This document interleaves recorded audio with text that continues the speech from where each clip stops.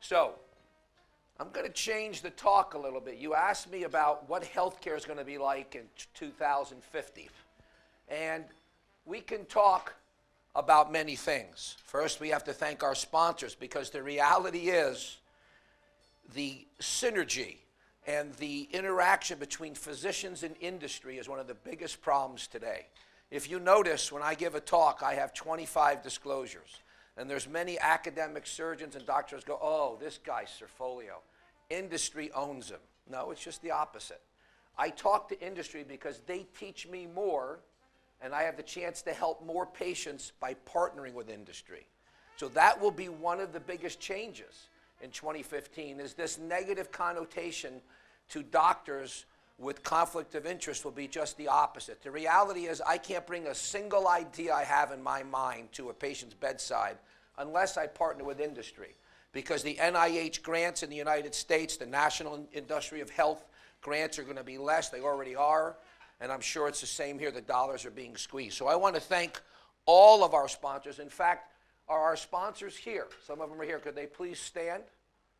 Come on, stand up. Come on, guys, please. Listen, please, all of you. We thank you so much. Because without you, none of this happens.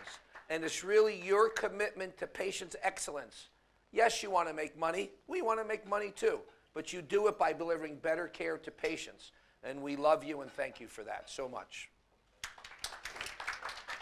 Now to my financial disclosures, especially if we're on YouTube, because the NYU lawyers will light me up if I don't do this. So these are all the companies I have spoken to. Some have paid me, some haven't. I'm not just putting them up there quickly for 2 seconds. I want you to read them. I don't think it affects today's lecture, but it could affect any lecture. So all of these companies, in fact, CSAT sent me 2 videos today to review. I think I get $50 to review a video. Can you imagine 50? A lawyer gives me $5,000. I get $50 or $100 to look at the video. But I think that is the ideal way to fix it. And I'm a consultant for CHS. And as I mentioned before, this book is out. It's been translated into Chinese. I'm proud of that, maybe into other countries. And my second and third book, I just got an email today. Stella, I got an email today that this may come out, my third book, in the next month. So, healthcare in 2015. Agassian sitting here. Show everyone that beautiful shirt. Do you mind standing so we can see the formal? Please, please. Look at the hair and look at the shirt. That's the way a president looks. Even waved like a president. So he's wondering, he's saying, thank God you and I are done in 15 years, because we don't want to lose 1A and we don't want to operate like this. I could spend the whole lecture talking about technology. You saw a little bit of Intuitive's new bronchoscopic robot coming. I'm working with 2 other companies on their robot. I could talk all about what the OR of the future is. I will tell you, the OR of the future will be collecting data on the surgeon. The weakest link in the Intuitive robot is we're not collecting data on the athlete. They give you a $2 million robot, a $500,000 console, and a 10-cent chair. That's the mistake. The chair should be looking at my heart rate, my thought waves, my facial temperature, how I interact with the resident, how I'm teaching. The urine output. Good, and I want interruptions. The more interruptions, the better. That's great. So let's make this a discussion. You're right. Well, if I'm putting a Foley in my bladder, I'm operating too long. But I do think that that's part of the equation, and I will tell you the robots of the next 5 years are going to do that, because I think that's how we're going to be better teachers. So I could talk about that, or I could talk about this, or I could talk about a company I met with a month ago that is going to be doing a lobectomy in the following way, through the mouth. There'll be no incisions. So how will that work? Robot goes down the trachea. Let's say it's a right upper lobe. You have a little scope that goes into the right upper lobe. You take a little laser. You laser open the right upper lobe bronchus. What are you looking at when you cut the bronchus open? The PA and the vein are right there. Little tiny catheter comes out, can staple or coil or endoscopically coil the 2 vessels percutaneously through the groin. Maybe you might not even need that. You put the specimen into a little tube. You get your tumor markers first. You dissolve it with a type of acid. We're not going to touch that. It has to be very carefully contained. It gets sucked out through the right upper lobe. You take that bronchus, you cut off, you put it back over, and you seal it with a wavelength. That is going to happen. I could talk all day about that. I'm not going to do that. I just did that to tweak you a little bit. I'm not going to talk about that because that is not what resonates to me.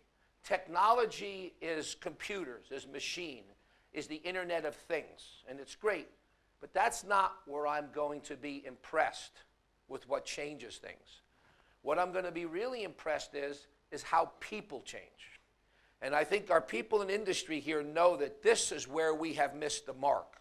We have evolved technologically great, but as leaders and as surgeons and as people, we're way behind.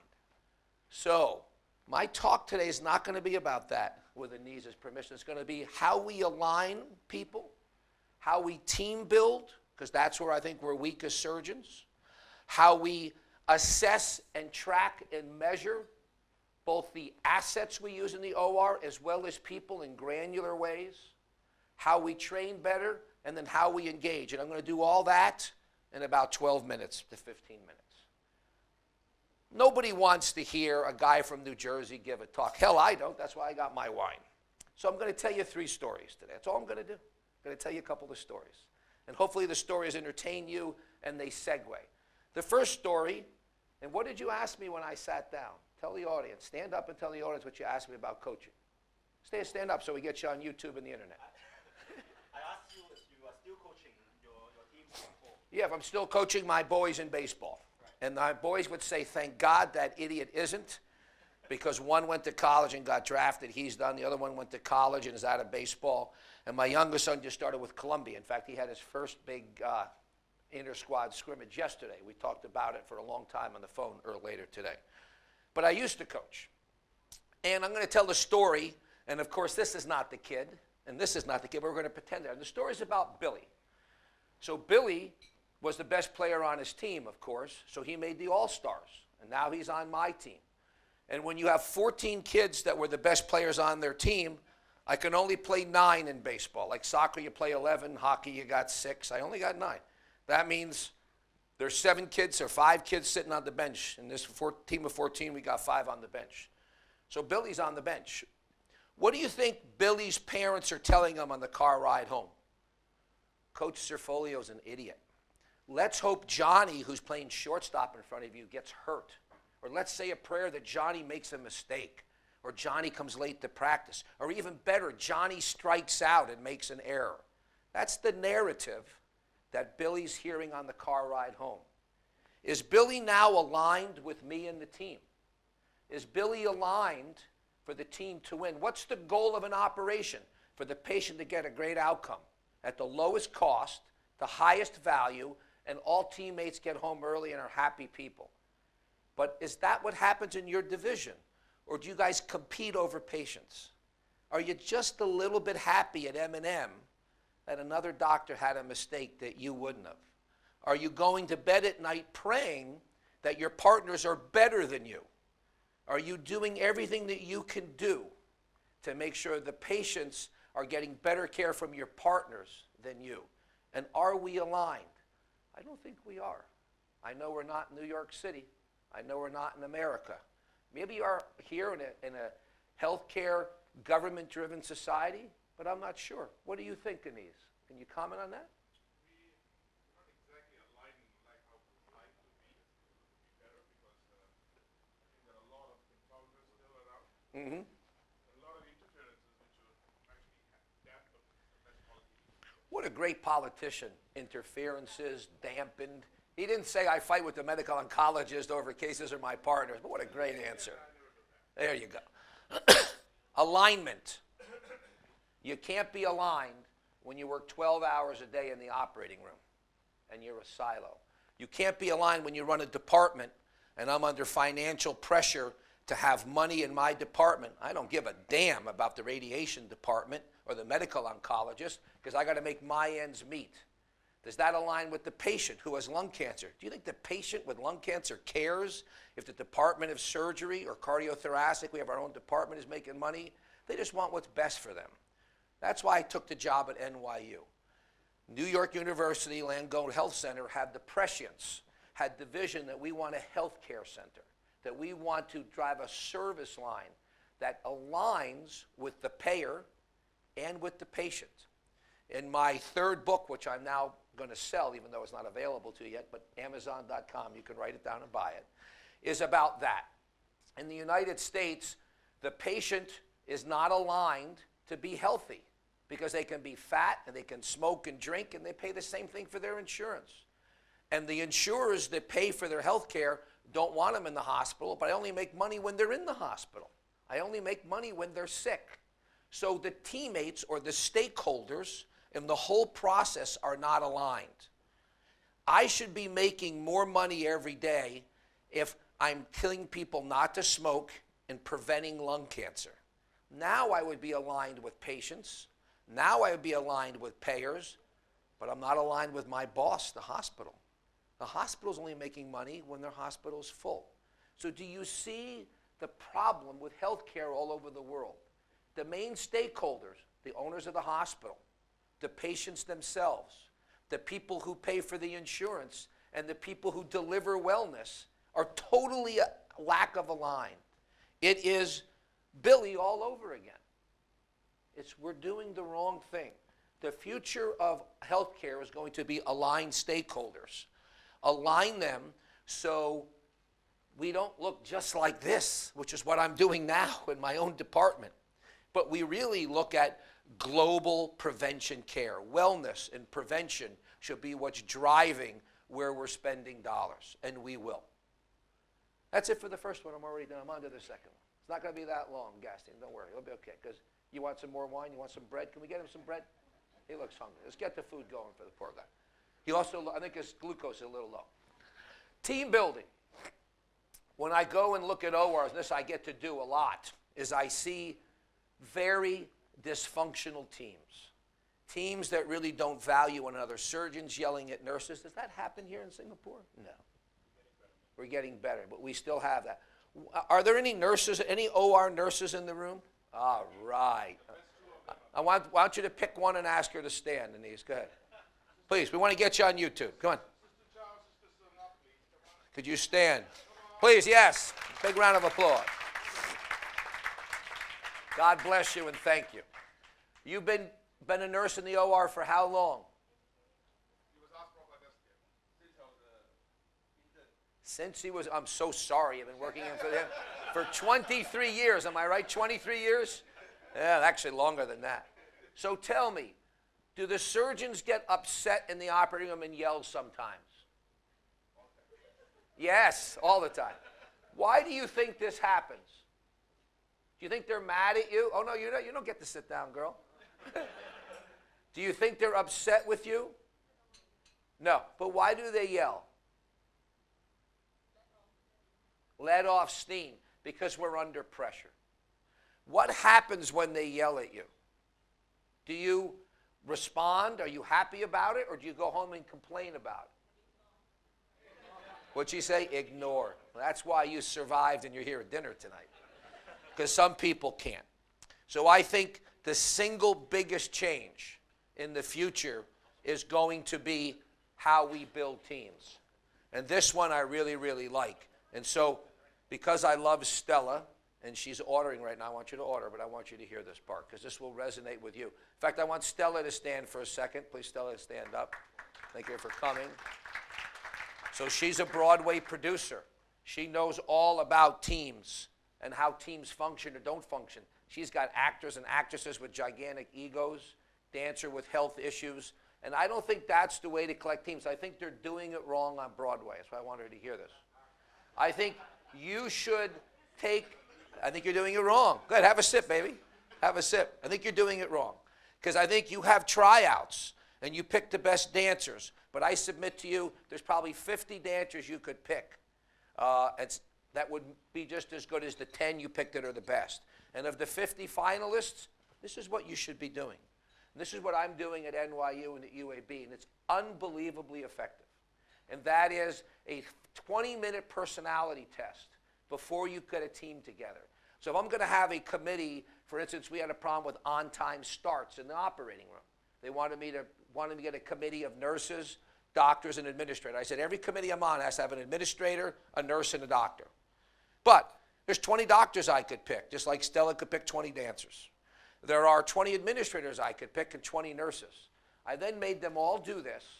And has anybody seen this disc? Does anybody know what this means? It means your personality, you're born with this. It is hardwired. No matter what influence you've had, no matter what you get environmentally, you can't change this. Even if you go through something like I did, the death of my wife, it might change my effect on the test for a year or 2 years. If they retest me 3-4 years later, I'm right back to being the jerk I was. And everybody thinks that I'm a D. A D is a dominance, direct, results, firm, strong-willed, forceful. Most surgeons are green, but actually I wasn't. There's only 3% of the people that take this test that are right in the middle, and I was in the 3%, which really surprised the hell out of me. In fact, I didn't believe it. I wanted to be a D. So I took it again and again, kept getting the same score. An I is influence, outgoing, optimistic, spirited, lively. An S is even-tempered, accommodating, patient, humble, tactful, steady. And C is conscientious, analytical, reserved, precise, private. What do you think you are? What do you think you are? Take a shot. Everyone in this room is thinking what they are. What do you think? What do you think you are? You think you're an S? Most people actually go into one part. Now, some people are way out here where they're only one. Most people are a combo, but they give you a percent. We're all a combo, and there's no right or wrong. But you think you're an S? What do you think you are? S? What do you think? You think you're a C? And these? Has to be D. Most surgeons are Ds. Why is this important? When you go to make the team to solve the problem, if you got 20 greens on it, like every surgical subcommittee, nothing gets done. Because everybody's got the right answer, but they're all wrong. You need an equal distribution. So every team that I have has a distribution of this. You can't imagine how we come out with solutions fast. Everybody feels value, and it works.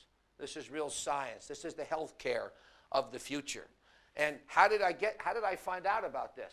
Well, I had really gotten into this, and I was giving a talk, an inspirational talk at Google, to executives at Google. Can you imagine? Google asked me to come talk to them. Must really be desperate, but I was happy to do it.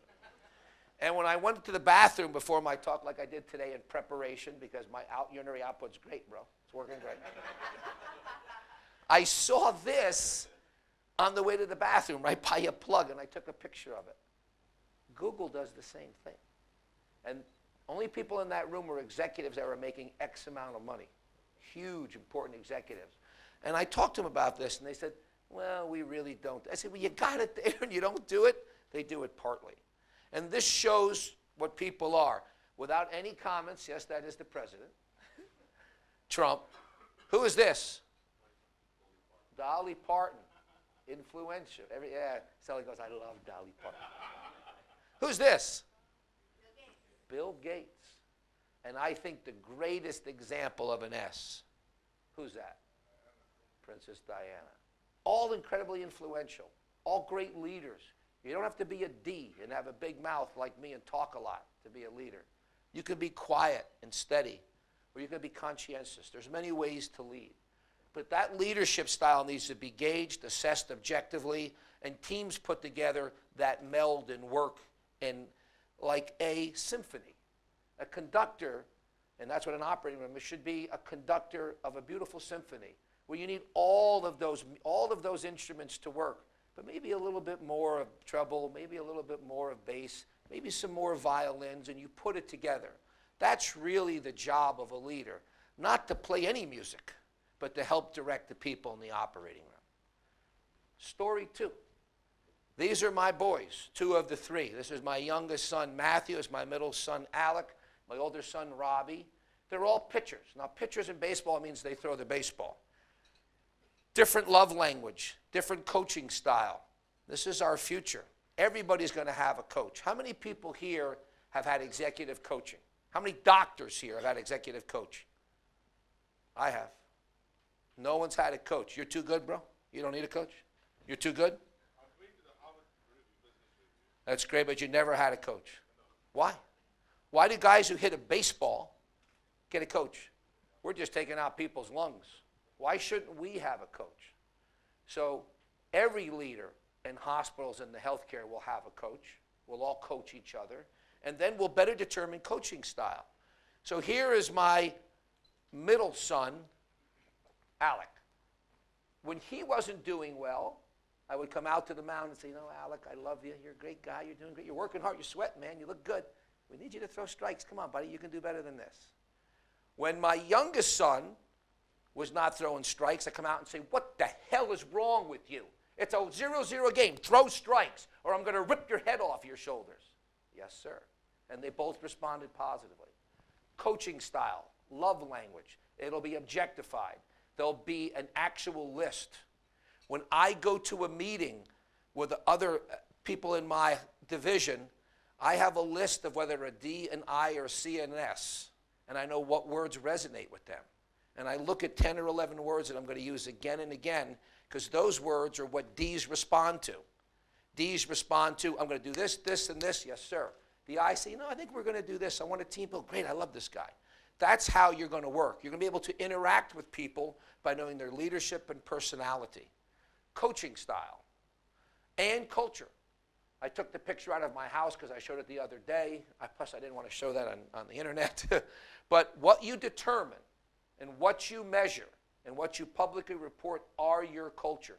You're not measuring in the OR how many times a surgeon yells, but you should, because that would very quickly change behavior.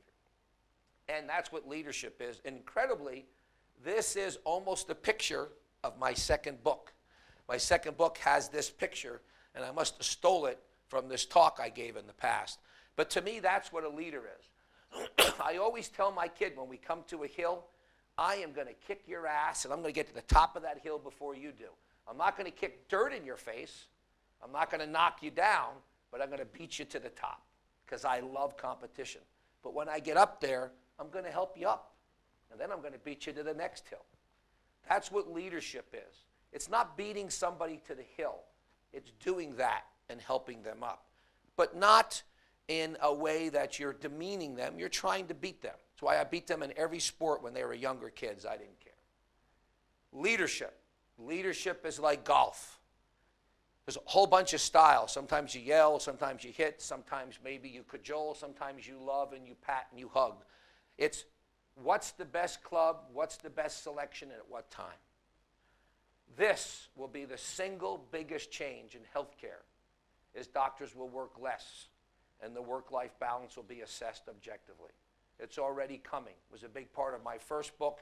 We're now measuring it in granular ways. It'll change. It's not just the 80-hour work week. It's actual barometric, objective, scalable, tangible measurements of work-life balance. And we evolve. And work-life balance changes as things in your life change. So I show this picture because this obviously, unfortunately, is me. And yes, I was uglier when I was younger. Hey, Fazul, you're here, bro. You need a drink. Let's get him a drink. How did I look? Did I look younger then? I don't say it. Put your hand down. And this is my family. Now, this beautiful woman's getting married, so unfortunately, she's not in my family. We're at her wedding. Look at how ugly my children are. Look at him. Look at this kid's eyes. It looks like he's got hyperthyroidism. Look at his teeth. Horrible. He could eat a sandwich through a picket fence with those teeth. And look at this guy's hair. He's got a ski slope coming on. He actually thought that was good looking to have this ski slope off his hair. What can I do? That's what God gave me. And my beautiful wife was what everybody looks at in that picture. We evolve. God took her. That's what he did. That was his plan. And now we look worse because she's not there. This guy shaves his head. He looks like a serial murderer, killer. I look worse. He's short, he's ugly, he's weak, and this poor guy, I don't know what happened to him. It's the best I got. It's what God gave me. I unconditionally love them. The point of the slides is you evolve. Your work-life balance evolves. When my kids were young, I had to be home. I had to be at the baseball field at 5 p.m. Now I don't. I don't have to run to the baseball park. So work-life balance is an evolution that's going to be measured, but it's going to be measured on a quarterly basis or probably a yearly basis, and we're going to make sure that we're meeting it, but we have to recognize that it changes dramatically. So, oh, you wanted a picture of that. I know. Yeah, I see. I get it. Go ahead. It's a good idea. So my kids will like that. So I think about your own family and think about how you're going to evolve. Does anybody here measure if they're a good mom or dad? Anybody measure it? Do you do it? So I took these slides out, but if we measure, for instance, when I started this talk for Google, I asked one of the guys, how much money did you make in your, $2.8 million. How many operations did you do last year? 250, okay? How many times you take your wife out to dinner? Yeah, doesn't measure that. How many times you miss your kid's baseball game? How many times were you late for your kid's play? So I measured that. That's what my book is about doing. What matters? You have all these hats. You're not just a great surgeon. You're a father. You're a wife. You're a husband. You're a daughter. You're a child. You're a spouse. You're all these things. If that's really the most important, well, we all say, oh, yeah, the most important thing is my family. Is it? You told me how many operations you did, how many RVUs you made, how much money you made, but not how many times you were late for dinner, how many times you missed an event of your kids. And if you record those things, you will evolve and that will get better. This is what not just healthcare of 2050 looks like, but all of work-life balance looks like. And we're going to measure those things. I have a few people in my division say that's none of your business. Okay. You don't want me to help you measure your work-life balance? But it is my business, because if I'm employing them and they're failing at home as a husband, what do you think is going to happen in the operating room? Nothing good to our patient. So I think it is our business, but today I can't. What about tracking and measuring?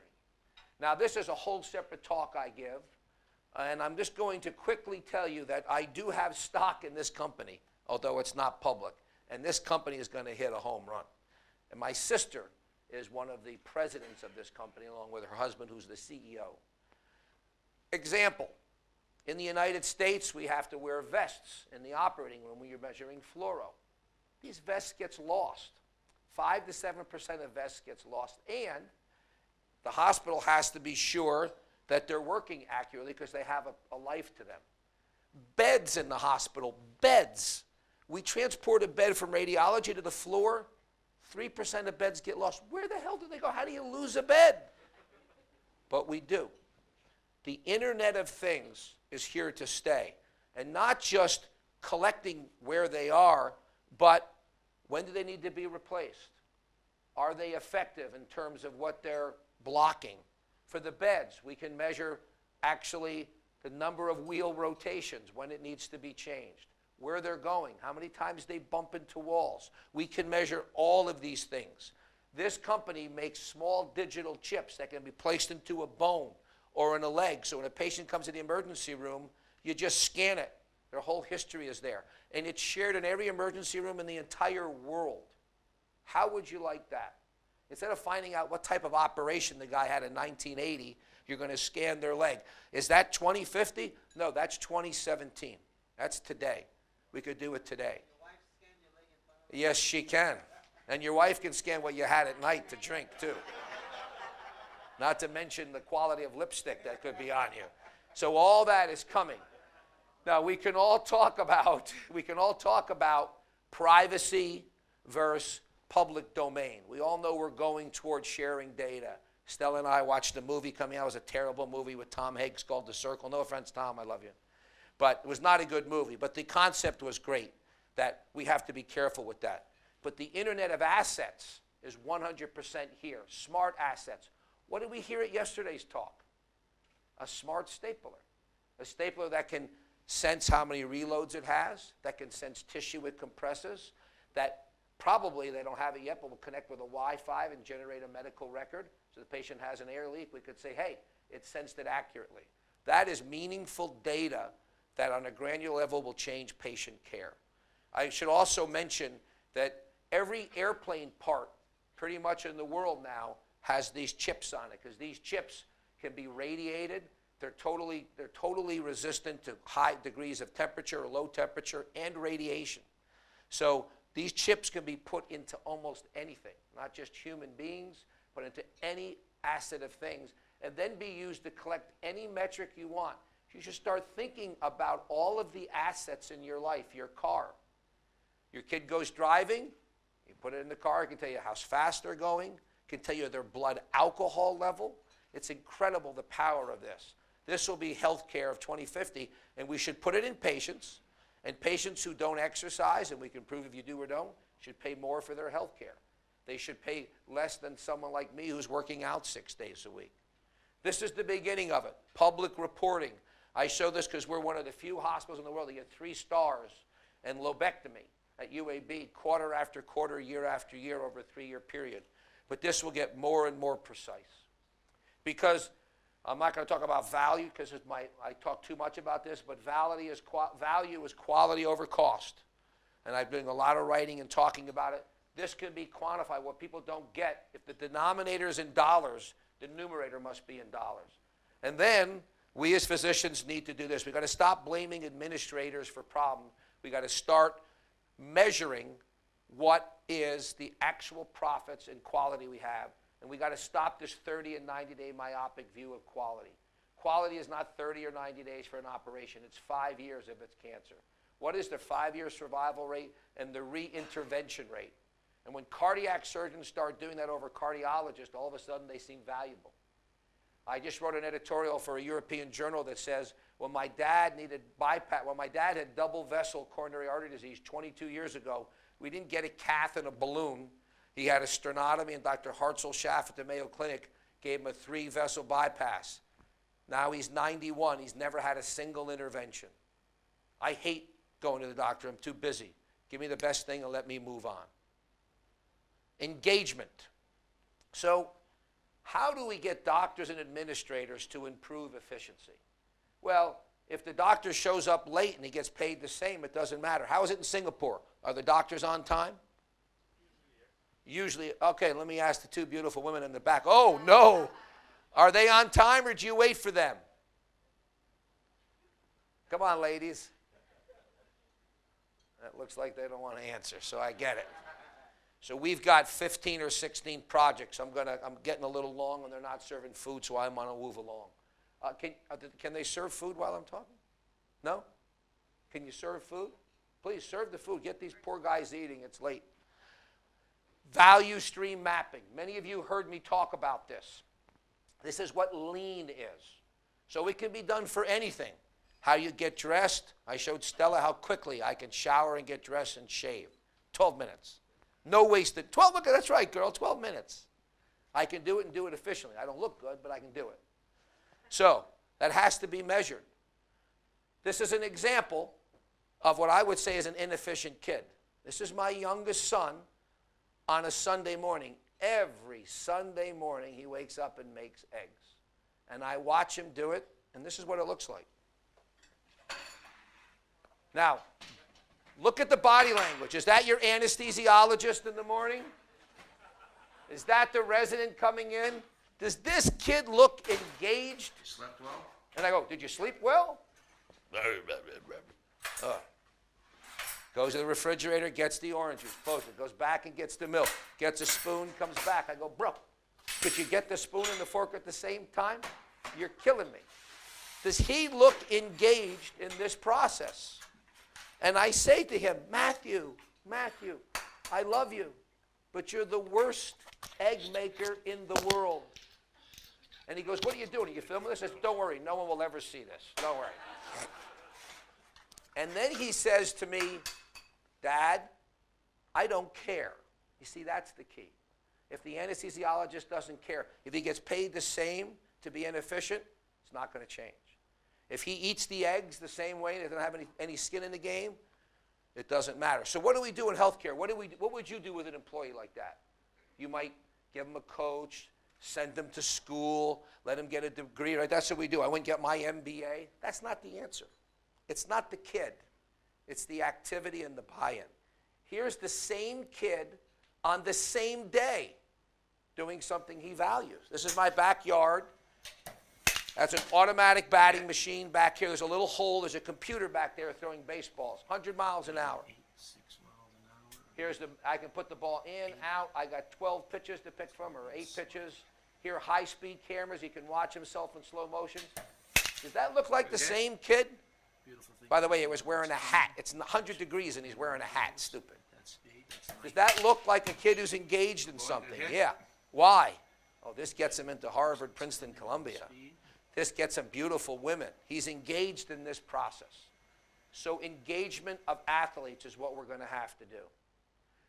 If airlines can be efficient and lean and deplane like this in Austria, not one step but two, and the bag's right here. You get off this airplane and get your bag in 2 minutes. I love this. You can't beat that. That's lean. That's efficient. That is high customer satisfaction. If Austrian airline can do it, why the hell can't Delta or Korean airline? We can. Forget the baloney that it's not safe. It's totally safe. We've let lawyers get in the way of doing things that make sense. And then you can write about it. You can actually study it and say, here's one surgeon, me, who performed 2,000 lobes. You like that? Have you done 2,000 lobes? I bet you have. How many lobes have you done? Haven't measured it. So you can't improve something unless you measure it, but you've probably done more. Here's 2,000 lobes. And what we do, we got rid of axillary rolls, bean bags, arm boards, and devices. Central lines went from 75 to 0. Epidurals, 84 to 3. A-lines, 93 to 4. Foley catheters, 99 to 11. And what happened? After all the changes were made, the time went from 64 minutes to 37 minutes. 30 minutes more for me to be home with my children. 30 minutes more for me to maybe make rounds or do something to go work out. 30 minutes times 4 or 5 cases. Now all of a sudden, you could do another case if you want, or you could go home and actually take your wife out to dinner or your husband out to dinner. Is that worth it? My God, it's worth it to me. Did I do it for the patients? Sure. I did it as much for me. This is what health care of our future is, finding ways to save money and better work-life balance. Finally, my last one is training. The standardization of everything is the key. As you reduce variables, as we standardize our post-operative care and reduce variables, the quality goes up and the costs go down. I'm going to say that again because doctors don't get this. There is not a single industry in the world that doesn't do this. They standardize how they make a Tesla. They standardize how they made this food. They standardize that chair. Your costs go down. Your quality necessarily goes up. And what happens to your value? The value goes up. But yet, I got 20 surgeons in this room. We all do a lobectomy completely differently. We don't do the single most important thing in the world, operate on patients in a standardized fashion. We talk about the pre-op and the post-op. This is the reality. And again, I invite you to join this In Touch through your intuitive reps. Talk to your intuitive distributor. You can come into our OR and we can argue as to why I'm doing it this way and why I think it's best. Teaching. We can standardize teaching. In fact, someone wrote about it. Yes, that was me. I showed, and this was a very difficult paper, it took me 5 years, that I was not doing a good job teaching residents. I used to go home and say the resident was no good. The resident was great. I was a bad teacher.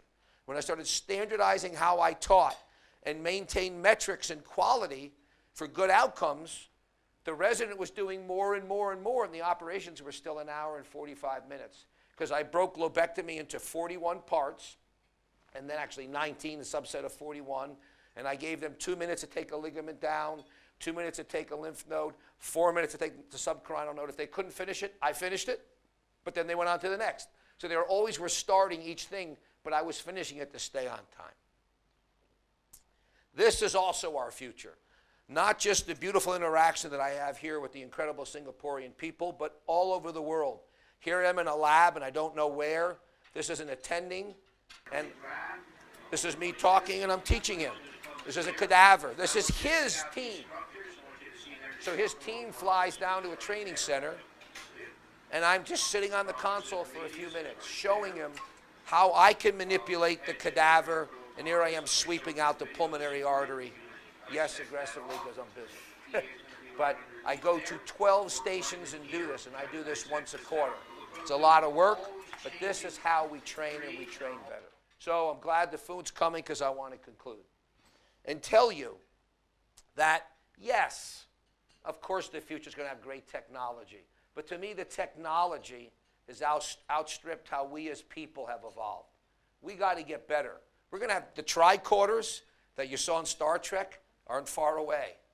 But yet, we can't figure out how to get along sometimes because we have different. In the United States, there's still bigotry and hatred. There literally is still racism in our country. In 2017. I mean, who the hell cares if you're white or black, if you're gay or straight, or what difference does it make? How could anybody who goes to any type of education have that affect how they see people? Yet it is still a reality in our country. You're probably further along here, but we all could do better. We're going to be much better team players. There's no question about it. And we're going to be better leaders because we're going to study it and measure it differently. We're going to be more engaged and more efficient. And if we're more efficient, and this is very important, I would ask you, if we're more efficient, can we get more things done? Who has a list of things to do on their phone? You have a list. How many do you have on your phone? How many on your phone? 20. How many do you have still? Okay, 20? Okay, 25. 25 right now is our winner. Anybody got more than 25? 37 over here. Anybody have less than more? Anybody beat 37? I have 112 on my phone. Does that make me better? No, you said it's too many. Actually, it is achievable. They're all going to get done on the airplane ride home at 1 a.m. But that's not what we should be measuring.